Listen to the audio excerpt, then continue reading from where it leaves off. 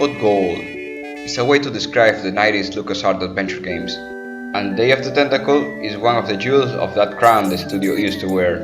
And now, more than 20 years later, we have a remaster by the folks of Double Fine, which if you need a reminder, they are the same guys who brought the original.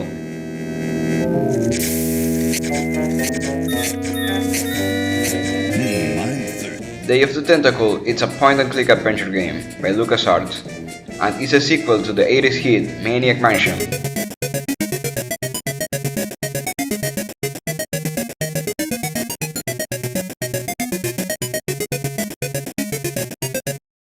If you haven't played Maniac Mansion before, fear not. Not only this game is perfectly self-contained, but you can still play Maniac Mansion in this game. The story of this game revolves around an evil purple tentacle that, after drinking some toxic sludge, grows arms and the will to take all the world. Then we got to our heroes, Bernard, an stereotypical nerd, Laverne, an almost insane girl, and Hoagie, a roadie for a heavy metal band. Bitchin'. They must stop Purple Tentacle from drinking the sludge yesterday, so they need to travel through time. However, something goes wrong, and each one of them got stuck in different times. Hoagie in the past, Bernard in the present, and Laverne in the future.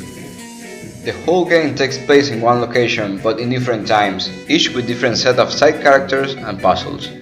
However, some objects can be shared between characters to solve convoluted puzzles that will make you think. I didn't find any moon logic in the game, and I must address this is my first time through this game. But the puzzles can get confusing, since you have lots of items that are usable between characters, which also means that puzzles don't happen in a vacuum for each character. Sometimes you need to do something in the past so a character in the future can progress. The object hunting in the game has been alleviated thanks to a new feature of the remastered edition. If you press shift, some scenery will highlight, so you can know what is interactable or pickable, which is much of the pixel hunting. And talking about pixels, this game looks gorgeous. I love pixel art as much as the next guy, but this game was made for this style, which is vibrant and more pleasing to the eye. Not to say the pixelated look of the original was bad, but in my opinion this looks way better. Although they kept the choppy animations, and sometimes it juxtaposed with the updated visuals and in the end it can take you out of the experience, but other times it will remind you of the old days and add some charm to it, since this was made with old technology after all.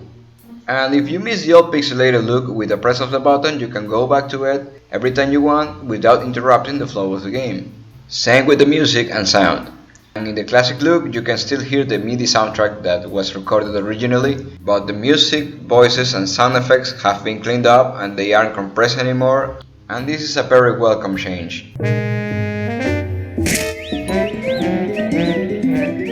The UI has changed too in the remaster, changing from many buttons to a context-sensitive wheel that appears when you choose an object. I'm not the biggest fan of the text popping out of the things you can interact with, since I would rather keep this down fixed in the lower area of the screen.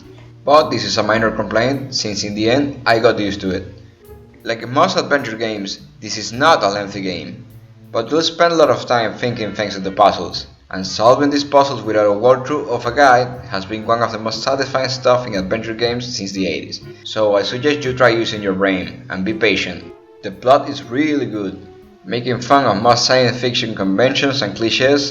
Hi there. Still trying to get back to the future?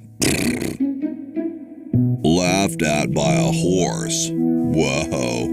And I need to mention one of the simplest yet fun villains of all time, Purple Tentacle. Oh, what are you plotting? I'm building a shrinking ray, which I can use to shrink those pesky humans out of my sight for good. This is simply one of the funniest games I ever played, thanks to the clever dialogue and fun cast of side characters, like this game federation of George Washington.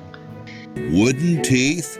As a matter of fact, I do make use of artificial teeth. I find them to be far superior to the ordinary enamel variety. In the end, this is one of the funniest games ever made, and a LucasArts classic true and true. And with this fresh coat of paint, it certainly has never looked, sound or played better. Day of the Tentacle gets an instant recommendation for adventure fans, and especially if you are a LucasArts fan. If you haven't played this game in the past, or haven't played any adventure game besides the Telltale's Walking Dead or something alike, Beware, since this is a more challenging yet more fun experience than those games.